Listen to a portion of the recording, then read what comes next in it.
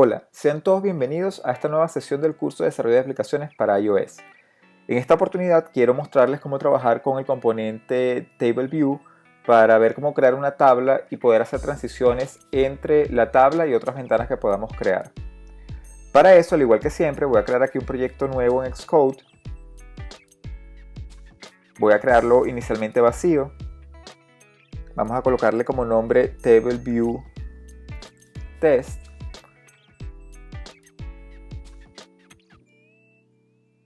Vamos a guardarlo justamente en esta carpeta. Y al igual que siempre voy a crear entonces aquí en mi proyecto los tres grupos o las tres carpetas para los tres paquetes o las tres capas del modelo vista controlador. Vamos a crear aquí entonces el grupo Model, el group Controller y justamente el group View. Luego procedemos a ordenar un poco más nuestro código. ¿Okay? Y justamente acá voy a crear entonces el storyboard respectivo.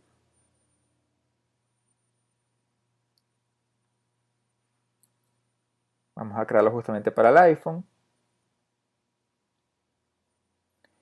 Y ahora voy a proceder a crear las clases de la capa de modelo. Yo ya previamente tenía algunas clases definidas para este ejemplo. Voy a incluirlas de una vez en el proyecto y hacemos un breve overview de cada una de las clases para entender su funcionamiento. Básicamente tengo aquí dos clases, una clase base y una clase controladora. Al incluir los archivos que ya tenía previamente creados, lo que voy a indicar acá es que quiero copiar justamente cada uno de los archivos en este proyecto para evitar mantener una referencia al archivo externo. Y es importante también seleccionar justamente este check para embeber estas clases dentro de lo que sería nuestra aplicación. Bien, voy a cambiar brevemente aquí el tamaño de la letra para que puedan apreciar un poco mejor el código. Y bueno, vamos a comenzar con las clases base que están justamente aquí. Aquí básicamente lo que tengo es una clase user que contiene como atributos un nombre y un apellido. Ambos atributos están definidos como propiedades dentro de la clase. Y tengo un método llamado initWithName and lastName. Este método que está acá es básicamente el constructor de la clase y puedo identificarlo porque básicamente cualquier constructor dentro de Objective-C comienza con la palabra reservada init. Entonces cada vez que tenga un método que comience con init, yo puedo identificar que ese método es básicamente un constructor o un inicializador de los atributos de la clase. Entonces básicamente este constructor lo que hace es inicializar tanto el nombre como el apellido de este usuario que voy a crear. Y si consulto la implementación de esa clase, pues básicamente lo único que tengo acá dentro de la clase user como implementación es justamente la implementación del método initWithName and lastName. Aquí básicamente estoy haciendo exactamente lo mismo que les había mostrado en algún momento en alguna de las presentaciones. Estoy invocando a través de super al constructor o al init del padre de esta clase, que por defecto debería ser la clase NSObject, y esa inicialización se la asigno a la propia clase. Si esa inicialización es válida, si es distinto de nil, entonces quiere decir que el objeto pudo haber sido inicializado correctamente. Por lo que ahora yo procedo a inicializar cada uno de los atributos propios de la clase user.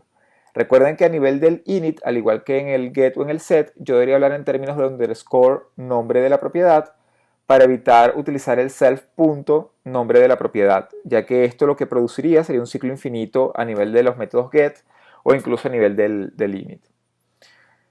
Al final de todo este proceso, lo único que hago es retornar a la propia clase y con esto básicamente lo que genero es el constructor de la clase user.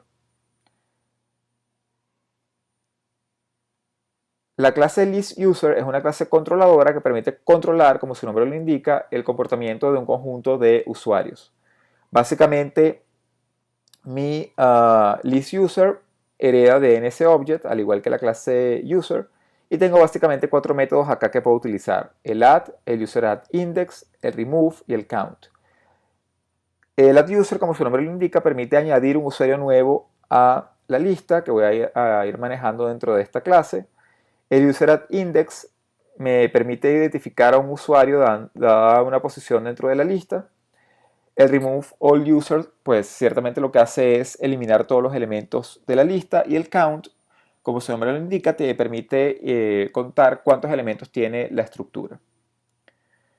Ciertamente para poder utilizar aquí la clase user tengo que hacer la importación primero de la clase user a través de su archivo .h, y ciertamente una vez que ya haga la importación acá, dentro del .m del listUser, pues ya puedo utilizar de una vez la clase sin ningún tipo de problemas. Bien, esta clase listUser básicamente lo que contiene es una interfaz privada donde defino un NSMutable array. Ya en videos anteriores habíamos hablado un poquito de lo que son estructuras dinámicas en Objective-C. Esto básicamente es una lista de usuarios y al tener la propiedad, pues básicamente ya dentro de mi clase listUser tengo este NSMutable array que yo puedo operar dentro de la propia clase. El concepto del onAtomic básicamente se utiliza porque yo aquí lo que estoy haciendo es sobreescribir el método get de listUser para hacer lo siguiente. Si underscore listUser es igual a nil, entonces yo procedo a hacer el alloc init del NSMutable array. Si la lista es distinto de nil, entonces básicamente lo que hago es devolver la lista sin haberla inicializado. Esto lo que me permite es aplicar un patrón de diseño también muy utilizado en Objective-C, que es el que se conoce como el singleton. El singleton lo que hace es permitir que tú solamente puedas instanciar una sola vez un objeto dentro de una clase. Ciertamente, aquí yo también estoy haciendo uso de un mecanismo para la inicialización, que es inicializar los objetos justamente en el último instante posible. ¿Cuál es el último instante posible? Básicamente cuando estás haciendo el get del objeto. Entonces, aquí lo que estoy haciendo es garantizar que yo solamente voy a inicializar el objeto lo más tarde posible, justamente cuando haga el primer get. Al hacer el primer get, como el objeto va a estar en nil, porque ya sabemos que los objetos en Objective-C y en las variables comunes se inicializan con el valor por defecto del tipo de dato, pues ciertamente el objeto debería estar en nil. Y al estar en nil, yo lo voy a inicializar por primera vez. Este mecanismo lo que va a evitar es que cada vez que yo invoque el get, pues inicializa de nuevo la estructura. Esto a nivel de procesamiento de memoria pues es sumamente útil porque así evitas el tener que estar haciendo new constantemente de un mismo objeto dentro de la aplicación. Bien, luego lo que tengo acá es básicamente el método addUser que me permite añadir un usuario dentro de la lista. Como ya habíamos hablado del NSMutable array, pues ya sabemos que el self.listUser, que es un NSMutable array, tiene un método llamado addObject, el cual recibe cualquier objeto de tipo NSObject. Aquí lo que estoy pasando básicamente es el user, que es el que quiero añadir dentro de la lista. Este NSMutable array se comporta tal cual como si fuera una lista, por tanto, a medida que yo voy añadiendo los elementos, pues esos elementos van a ir, digamos, se van a ir insertando dentro de esa estructura siempre al final. Por acá tengo el método UserAtIndex que te permite obtener un usuario dado un índice dentro de la lista. Y aquí básicamente lo que hago es definir un objeto de tipo user, el cual en principio está inicializado en nil. Y básicamente aquí lo que hago es una pequeña validación. Si el índice por el que estoy preguntando es mayor o igual a 0 y también es menor que el tamaño de la lista, entonces básicamente aquí lo que hago es decir que actualUser va a ser igual a de la lista el objeto en la posición index. Ciertamente como este método te devuelve un objeto de tipo ID, tú deberías hacer un casteo al objeto de tipo user para poderlo devolver sin ningún tipo de problema. Una vez que obtengo el objeto de tipo user, pues lo devuelvo justamente en el método. Esta inicialización en nil lo que me permite es que si el índice no es válido, yo no voy a buscar el objeto dentro de la lista, sino que simplemente devuelvo nil directamente. El count, básicamente aquí lo que va a hacer es justamente pues permitirme determinar el tamaño de la lista. El método te devuelve un NSInteger. La diferencia entre el int y el NSInteger es que el NSInteger ya incluye algunos métodos para procesamiento del tipo de dato entero. Y bueno, el removeAllUser pues básicamente lo que hace es invocar el método removeAllObjects dentro de la lista para dejarla completamente vacía. Bien, Una vez que ya tengo esta capa de modelo lista, voy a crear aquí la clase controladora que me permita controlar un table view.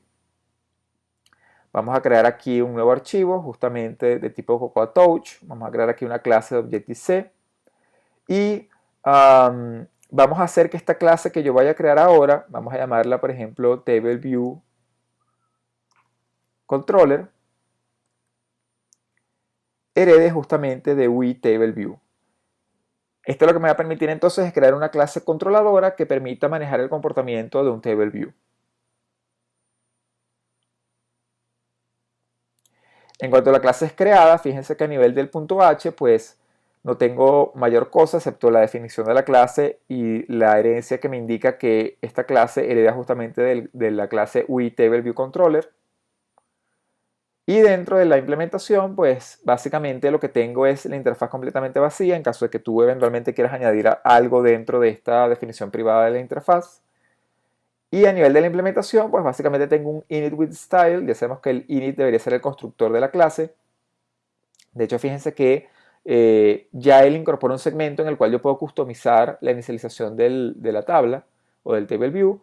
Y tengo básicamente aquí el método viewDidLoad que, como su nombre lo indica, es el método que se dispara de forma automática cada vez que la ventana se haya cargado. Adicionalmente, tengo un conjunto de métodos adicionales, por ejemplo el didReceiveMemoryWarning. Esto se utiliza para poder realizar algún tipo de acción en caso de que al momento de abrir la ventana pues el dispositivo se quede sin memoria. Y justamente acá tengo un conjunto de métodos que corresponden al comportamiento de un table view. A diferencia de una vista normal, estos métodos son exclusivos para el uso del table view. Por ejemplo, tengo aquí un método llamado number of sections in table view. Esto lo que te permite es definir cuántas secciones va a tener tu tabla. Eso lo vamos a ver un poco más adelante. Fíjense que yo también puedo utilizar una sintaxis en Objective-C llamado pragma o warning. Este numeral warning lo que te permite es indicar que se produce un warning dentro del código, dentro de la aplicación. Fíjense que automáticamente él marca justamente la línea en amarillo y se suele utilizar para indicar mensajes a nivel de desarrollo cuando quieres indicarle al desarrollador que faltan cosas por completar o que efectivamente este método pudiera devolver algún tipo de información no válida en un momento determinado. Ciertamente aquí lo que me está diciendo es que hay una implementación incompleta del método porque ciertamente yo debería completar acá la cantidad de secciones que yo quisiera tener dentro del table view. Y al igual que eso, pues también tengo otro método llamado table view number of rows in section. Esto lo que te permite indicar es cuántas filas vas a tener por sección dentro de tu table view. Fíjense que también está incompleta la implementación porque yo debería devolver un valor válido justamente en este return. Tengo otro método, por ejemplo, llamado TableView self_for_row_at_index_path. Este método es invocado automáticamente cada vez que él necesita construir la tabla para llenarla con información. Ciertamente, fíjense que lo que él está definiendo acá, sin entrar en muchos detalles con el código, es básicamente una celda dentro del TableView. Una vez que la celda esté inicializada, tú deberías configurar acá cómo quieres que se comporte esa celda. Luego tengo un conjunto de métodos que están comentados. Por ejemplo, tengo este método que se llama TableView canEditRow@indexPath. Y este método lo que te permite es indicar si tú puedes editar o no la fila. Este editar básicamente lo que permite es desplegar la opción de remove o de edit dentro de la celda. Ciertamente por defecto una celda no es editable, pero si tú utilizas este método tú puedes hacer que él devuelva yes en el caso de que tú quieras que todas y cada una de las celdas de tu table view sean editables. Ciertamente también puedes hacer algún tipo de restricción para permitir que solamente ciertas secciones de la celda o digamos ciertas celdas dentro del table view sean editables o no. Luego tengo este método llamado TableView commit editing style for row at index path y este método justamente lo que hace es permitir hacer el commit cuando tú salvas, por ejemplo, el TableView después de eliminar algún registro. Tú aquí puedes decir qué es lo que vas a hacer a nivel de tu TableView. Luego también tengo un método llamado TableView move row at index path que lo que te permite es básicamente reordenar los elementos o las celdas dentro del Table View para moverlas de arriba hacia abajo. Y tengo otro método llamado Table View can move row at index path, que lo que indica es si efectivamente yo puedo editar la celda a nivel del movimiento de celdas entre el propio Table View. Luego hay justamente un método comentado que es para permitir la navegación entre ventanas, porque ciertamente una vez que yo genero el Table View, yo pudiera hacer clic sobre alguna de las celdas para irme hacia otra ventana. Entonces tú aquí puedes definir esa transición entre el Table View y la otra ventana a la que te quieres dirigir.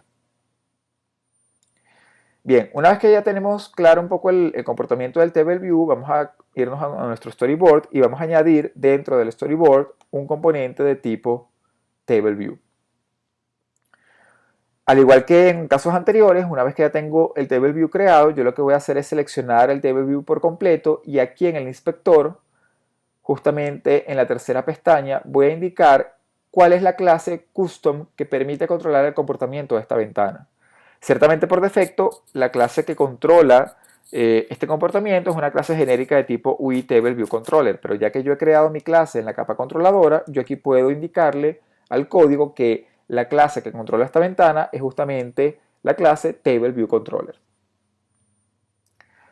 Una vez que ya tengo eso, yo puedo comenzar a trabajar justamente en este código para configurar cómo quiero que luzca la celda o cada una de las celdas del Table View.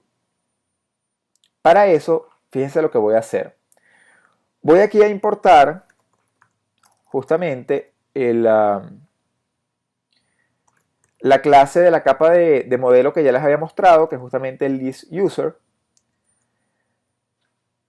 Fíjense que si ya importo el listUser, como listUser internamente también importa la clase user, ya yo no necesito hacer la importación de user dentro de la clase controladora. O sea, ya eso está implícito dentro de la importación del listUser.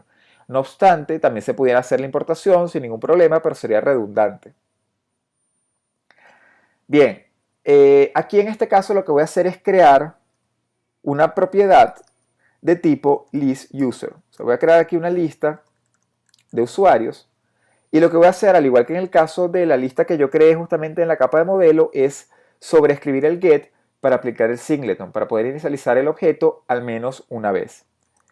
Para eso voy a hacer que esto me devuelva un objeto de tipo listUser y voy a hacer exactamente lo mismo que hice antes. Voy a preguntar si listUser es igual a nil, entonces yo voy a proceder a inicializar listUser haciendo listUser alloc init.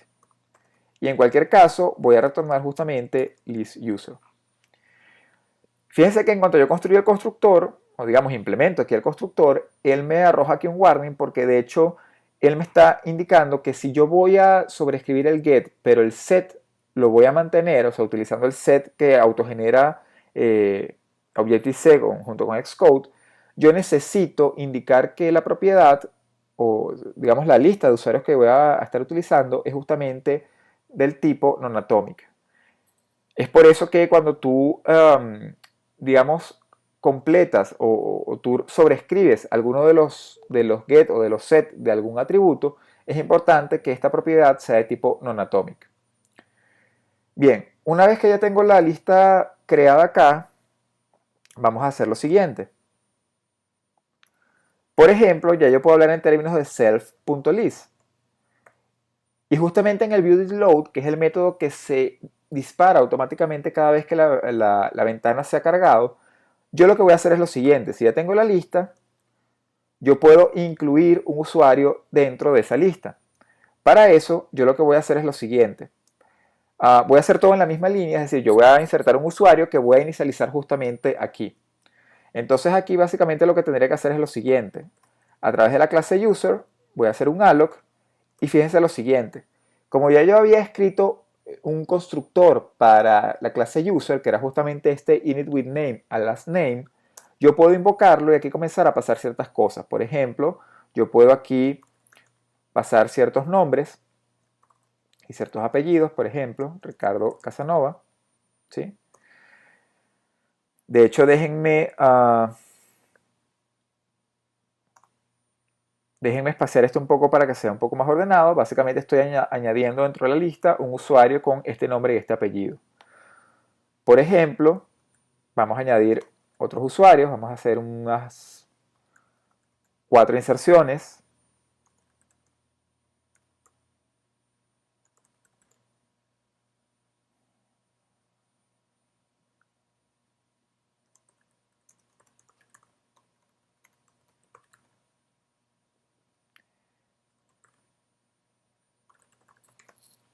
Y de esta manera yo lo que tengo son 4 registros insertados dentro de la lista. Una vez que tengo los registros insertados dentro de la lista, yo ahora lo que voy a hacer es proceder a llenar la tabla justamente para mostrar esta información. Para eso yo lo que voy a hacer es modificar estos métodos que están acá. Por ejemplo, la cantidad de secciones que quiero tener ahora va a ser una sola. ¿Cuántas filas vas a tener en esta sección? Bueno, básicamente, en esta sección yo lo que debería de tener es tantas filas como elementos tenga dentro de la lista. Entonces, aquí es sumamente sencillo porque como ya yo había definido a nivel de mi list user un método count, yo puedo decir que la cantidad de filas que voy a tener en mi sección es igual a la cantidad de elementos que tengo en la lista. Luego ya lo que me queda acá es inicializar la celda que quiero mostrar dentro del código. Para eso es sumamente sencillo porque este método se dispara automáticamente para hacer el llenado de cada una de las celdas que componen la tabla. Aquí básicamente lo que voy a hacer es que una vez que la celda esté inicializada, yo le voy a dar el formato que yo quiera para hacer el manejo de esta celda. Entonces fíjense lo que voy a hacer acá. Voy a crear un objeto de tipo user llamado actualUser y lo voy a inicializar con lo siguiente: self.listUser user@index. Yo aquí voy a tratar de obtener el usuario en una posición determinada, porque ¿qué es lo que ocurre? Como ya estaba insertando los elementos dentro de la lista, hay un match entre la posición de la lista y la posición de la celda, es decir, la celda comienza justamente en la posición 0, posición 1, posición 2, posición 3, etc., que son exactamente las mismas posiciones de la lista.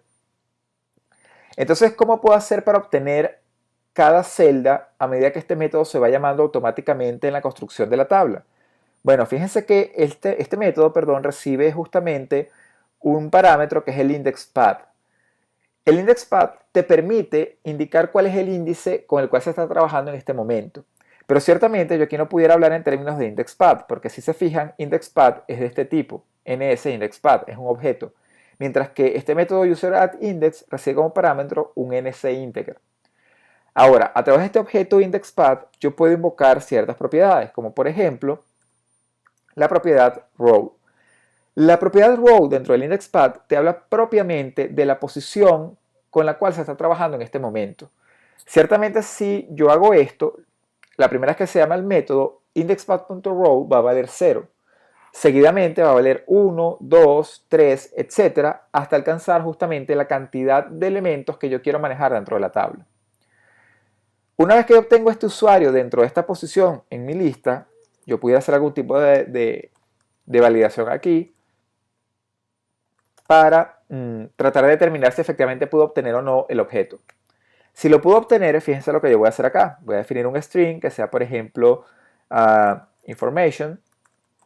Y yo voy a inicializar este string de la siguiente manera. Yo voy a inicializar este string básicamente con dos objetos, que va a ser este que está acá, coma, espacio, el otro objeto. ¿De dónde van a salir esos objetos? Pues esos objetos van a salir justamente de acá. Si ya tengo el usuario actual, yo puedo simplemente hacer actualuser.name, por ejemplo, o en este caso vamos a hacerlo con lastName, actualuser.name.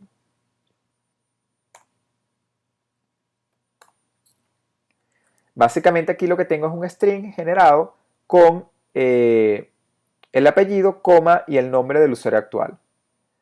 Una vez que ya tenga esto, lo único que tengo que hacer es añadir este string dentro de la información de la celda, que se hace de una forma muy sencilla, fíjense. Si esta es la celda, fíjense que yo no puedo utilizar un método text para la celda, porque el método está deprecated. ¿Por qué?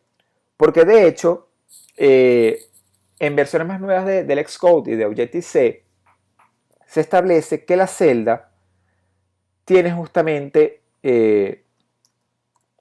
un componente interno que te permite manejar esta información.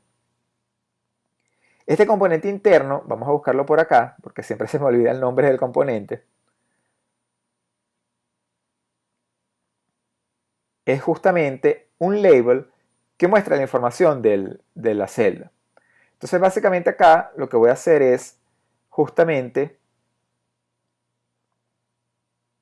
aquí está, fíjense text label, voy a tener acceso al label del texto de la celda y justamente ese label sí tiene la propiedad text para inicializar ese texto con la información que yo acabo de generar. Una vez que tengo esto, como este método se va a estar llamando constantemente de forma automática para llenar cada celda dentro del table view y él va a estar modificando el row, en principio yo lo que debería hacer justamente acá es llenar cada una de las celdas dentro de mi tabla. Bien, ya para ver el cambio dentro del código, lo único que voy a hacer es lo siguiente. Fíjense que a nivel de la capa controller, este método que acabo de modificar le coloca un identificador a la celda. Ese identificador es un string llamado cell. Por defecto, Xcode junto con Objective-C generan el identificador cell para cada una de las celdas del table view. Cuando yo creo mi table view a mano, es importante que cuando yo trate de llenar la tabla o el table view, que esta celda o este prototipo de la celda que está acá tenga un identificador. Ese identificador es un string que debería de coincidir con el identificador que yo estoy utilizando justamente en la capa controller. ¿Por qué? Porque si no es igual, justamente cuando él llegue acá y yo trate de hacer el llenado de la tabla, él no va a identificar la celda que tiene este ID. Entonces es importante que los dos identificadores sean exactamente iguales. Si yo hago eso dentro de mi código, en principio ya tendría hecho el enlace. Ya lo único que tendría que hacer es básicamente correr mi aplicación. Entonces vamos a correr justamente la aplicación aquí usando el simulador para ver cuál es el resultado.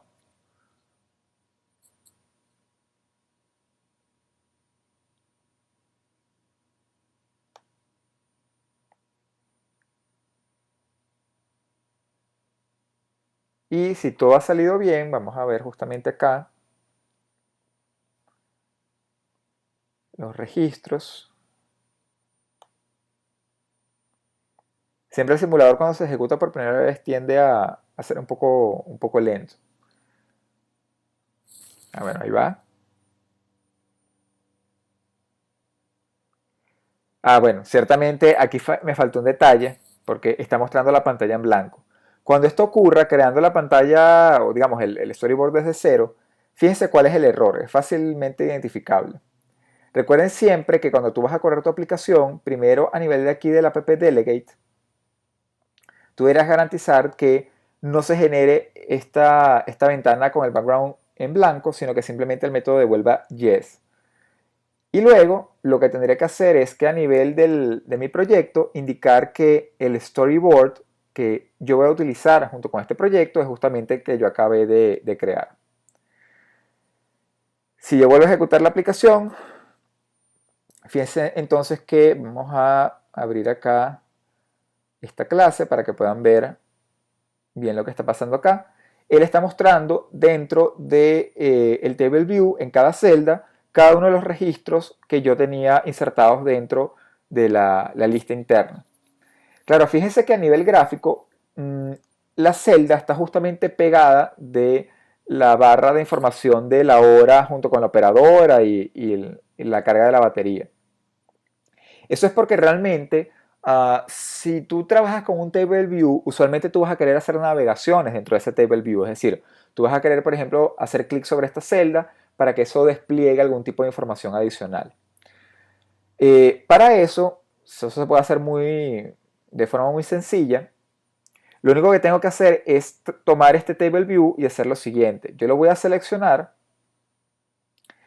me voy a ir justamente aquí a la opción del editor, a la sección de embeber dentro de, y una vez que ya tenga esto, lo que voy a decirle es que yo quiero embeber justamente este Table View dentro de lo que se conoce como un Navigation Controller. Fíjense que automáticamente cuando hago eso, él genera un componente adicional dentro del storyboard.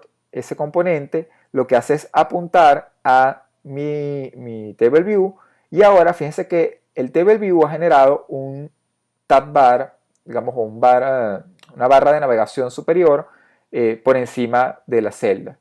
Si yo hago eso y vuelvo a correr la aplicación, fíjense cuál va a ser el resultado. Ahora tengo justamente esta barra que está aquí, esta barra superior, que está por encima del tab bar como tal, y esto ahora lo que me permite es mostrar aquí cierto tipo de información, tener el Table View ya desplegado, y a través de este control de navegación yo ahora puedo interactuar con el componente para, por ejemplo, hacer clic aquí y desplegar otra ventana. ¿Qué pasa si yo, por ejemplo, quisiera trabajar con varias secciones dentro de mi Table View?